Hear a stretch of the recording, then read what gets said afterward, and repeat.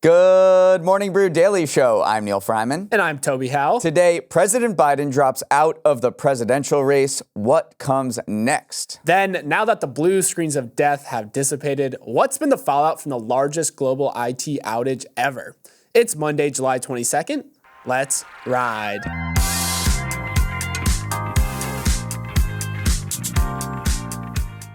I gotta catch my breath. The last week has had enough news for an entire century. Just to recap, since last Saturday, former President Trump narrowly survived an assassination attempt. He then nominated a vice president who once said he might be America's Hitler. President Biden got COVID. Ken Griffin paid $45 million for a Stegosaurus skeleton. A country singer performed one of the worst national anthems in history at the Home Run Derby. Friday brought the largest IT outage in history. Then on Sunday, Biden said he wouldn't run for president, adding even more mayhem to a presidential race that has seen plenty of it. July is supposed to be boring. Well, you forgot the biggest news from last week, actually, and that is the makers of Hello Kitty revealed that Hello Kitty is not a cat. Yes, despite the whiskers, her ears, and her name, Jill Koch, the senior vice president of marketing at Sanrio, the creators of the cartoon, told the Today Show that she's actually a little girl. I feel like my entire world is turned upside down here. Truly, I mean, it looks like a cat. She looks like a cat. She looks like a cat, but she's not a cat. She's actually a human girl. But yes, what an insane week. Thank you guys for tuning in to the show every week to stay up on everything.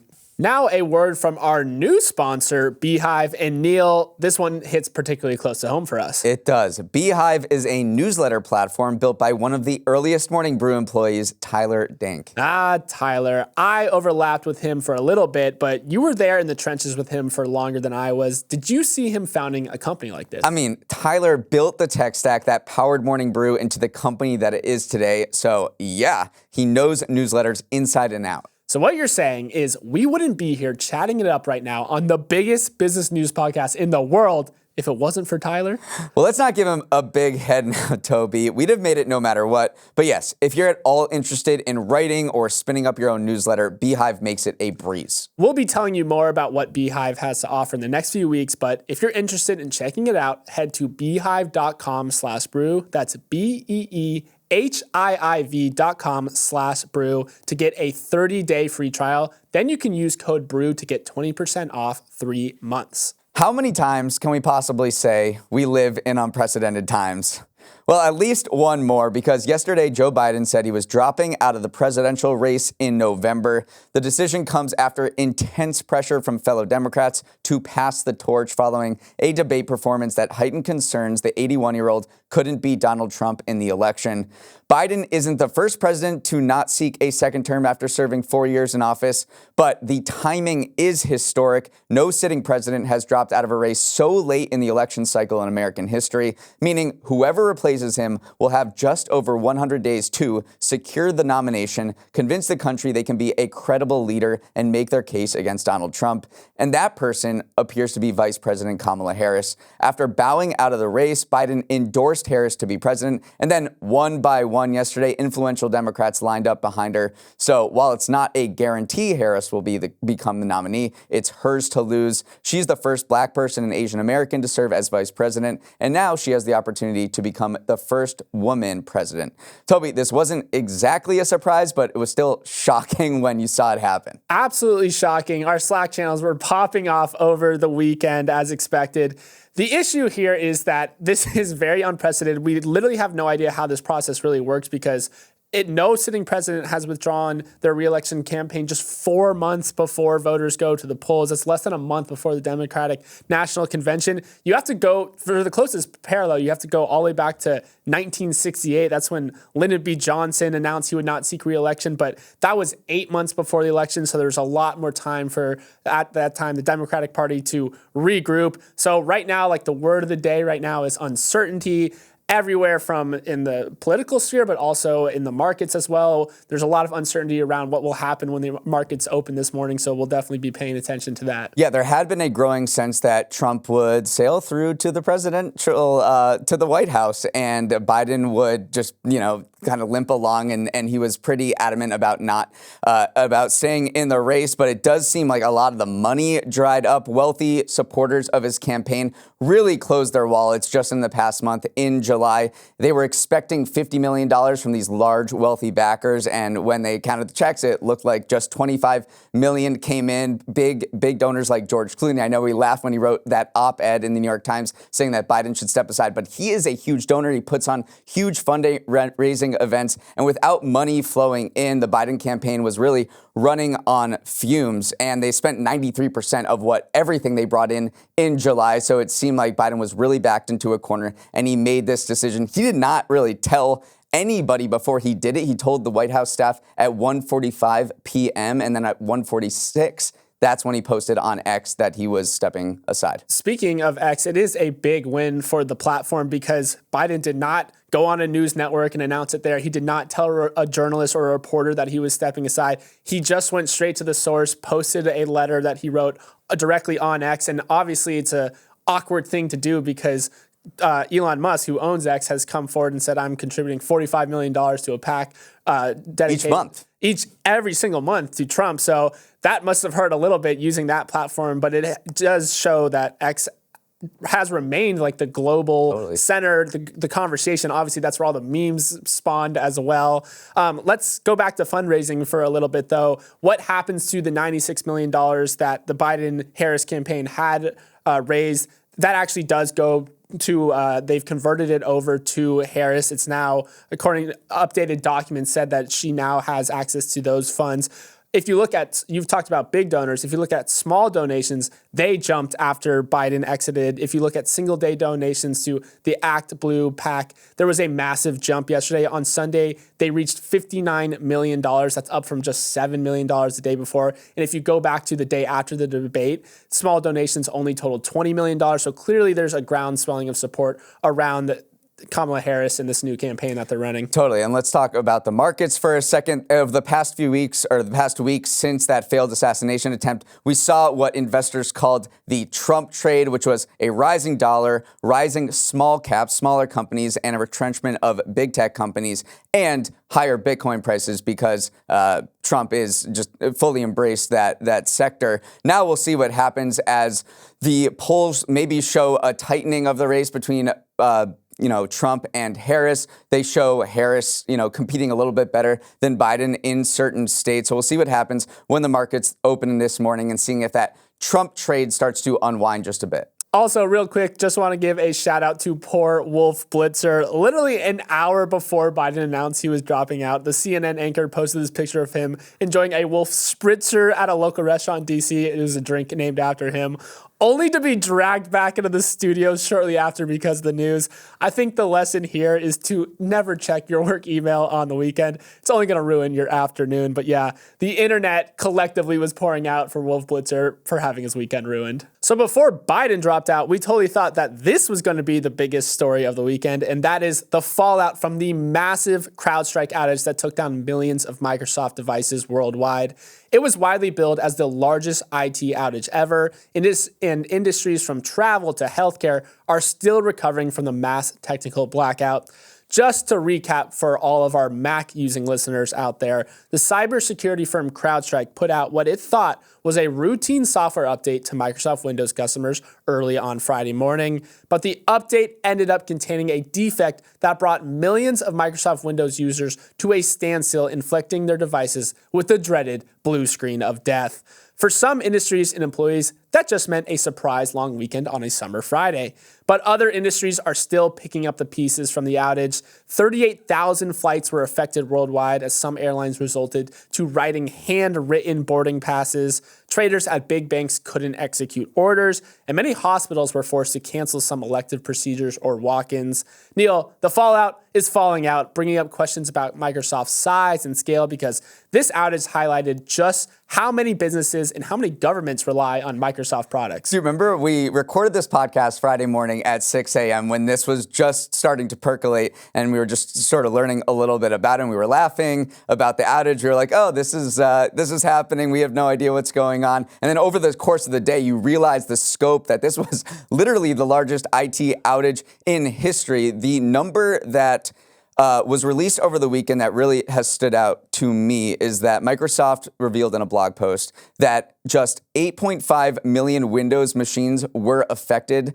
And that might seem like a big number, but that's actually just less than 1% of its global footprint. That's less than 1% of all devices that run on Windows, 8.5 million. And it was enough to bring the global economy to a standstill. And I think that shows the reach of Microsoft. It also shows how critical some of these companies are to the functioning of our economy. And when they don't work, there's a massive cascading effect that can impact every single sector. You just got to go down the line. Yeah, if that was the fallout from 1%, I do not want to see what 2% or 10% looks like, because you're right. And you know who instantly seized on this outage was FTC Chair Lina Khan. She wrote on X that these incidents reveal how concentration can create fragile systems. Remember, she's been on this crusade against big tech, saying it's too big and it infiltrates too many aspects of her life. But then Microsoft fired right back and said the impact of today's outages was defined by the reach of CrowdStrike, not the reach of Microsoft. A spokeswoman said that. So it is interesting because, of course, Lina Khan is going to say, like, listen, this is what I've been saying. These companies are too ubiquitous across different sectors, across parts of our life. But then Microsoft saying it really wasn't our fault. Like, it was CrowdStrike, the cybersecurity firm, that did it. There is a little bit of a blame game going on, and it does seem like Google searches for Microsoft outage were bigger than CrowdStrike. But Microsoft Windows has been attacked repeatedly for years for having lax security practices, and therefore it needs to contract out with companies like CrowdStrike, which is a massive company. It's almost worth $100 billion before its stock price fell 11% on Friday, but it has 8,000 employees. There's a huge industry of, servicing enterprise clients with cybersecurity to protect against, cybersecurity threats. CrowdStrike is one. They're based in Texas. There's Palo Alto Networks. There's SentinelOne. So there's a huge industry here of these cybersecurity companies coming into corporate clients and being like, we can help you with your security unless we push an update with a corrupted file, and it brings down the global economy. Let's be clear here, though. This was not a cybersecurity incident. Right. It really was just a faulty update, but it did open the door to a lot of cybersecurity issues. A lot of major cyber defense agencies around the world were issuing all these warnings over the weekend saying that you're probably going to see this increased phishing activity trying to exploit the incidents, because eventually people coming back online from the outage are definitely going to be especially vulnerable to hackers, because if you're coming off the blue screen of death and maybe you get a link from someone posing as IT, you're going to be more likely to click it. So there is just a big push from cyber defense agencies going like, please be aware, be on guard. This is when hackers love to prey on people amongst these moments of vulnerability after a global IT outage. So people, be smart if you see, be vigilant if you see anything pop up in your inbox. It could be a scam. I think you got to do a reprise of Toby's trends on these preppers, because this is exactly last week you did Toby's trends on the people prepping for doomsday and for outages exactly like this. There's a growing sense that our economy and our systems are just very fragile, and that they're being held up by this one peg of a stool, which is a CrowdStrike content update. And so they're preparing for scenarios like this, and they might be onto something, because this seems like it could happen again. It wasn't necessarily a one-off incident. I mean, just AT&T's cellular service went all black, earlier in February. So, we're all worrying about AI ending humanity and next generation technologies, but it really just as a simple content update from a cybersecurity company was enough to send computers crashing all over the globe. Up next, it's time for our Winners of the Weekend segment. Now for our Winners of the Weekend, where Toby and I picked two things that sailed through the HOV lane while everyone else was stuck in traffic. You won the pre-show IKEA bookshelf building competition, so you get to go first. My winner of the weekend is cinema, baby, because it is back, and it wasn't Oppenheimer or Dune 2 that brought it back. No, it was Glenn Powell in jeans chasing down Mother Nature that made the movies feel like the movies again. Twisters, the disaster flick follow-up to the original 1996 Twister movie, opened to $80.5 million this weekend. Good for the best ever start for a natural disaster film in North America. It's also the third biggest opening of the year, behind Inside Out 2 and Dune Part 2. Unsurprisingly, the film that takes place in Oklahoma performed very well in the area of the country most affected by tornadoes. The highest grossing theater in the country on Friday was located in Oklahoma.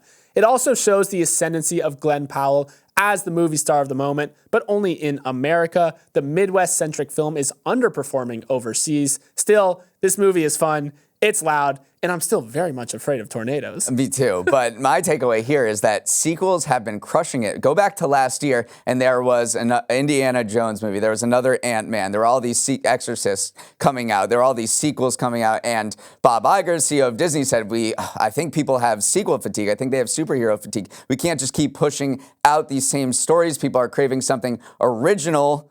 That turned out to not be true at all. I mean, just look at the box office this year. What is carrying it? Well, Inside Out 2 has collected $1.4 billion worldwide. Despicable Me 4 has taken in more than $500 million in just 3 weekends. The third Quiet Place film, the fourth Bad Boys movie, they were all successful. The second Twisters movie just continues the momentum that all we want is sequels, I guess. The Rotten Tomatoes score is 92 right now. Clearly, audiences are having a good time watching this. How about this, though? Twisters matched Oppenheimer. They came out exactly 1 year apart on the same day. They both brought in exactly $80.5 million when they opened on the same weekend.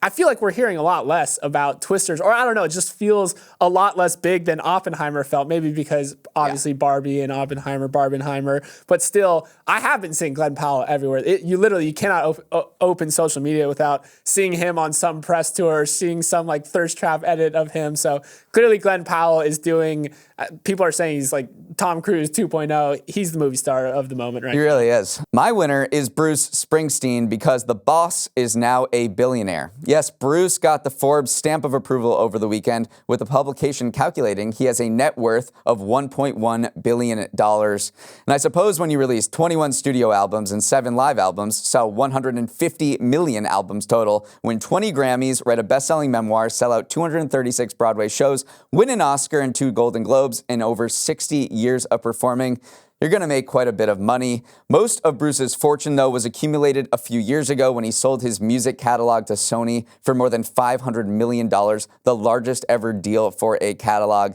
But Bruce Springsteen being a billionaire, it doesn't feel quite right. You know, growing up in a working class family on the Jersey Shore, his music expertly spoke to the struggles of the average person and the aspiration to do something greater beyond the confines of your hometown, which is why it resonated not just around the Garden State or even the United States, but around the world.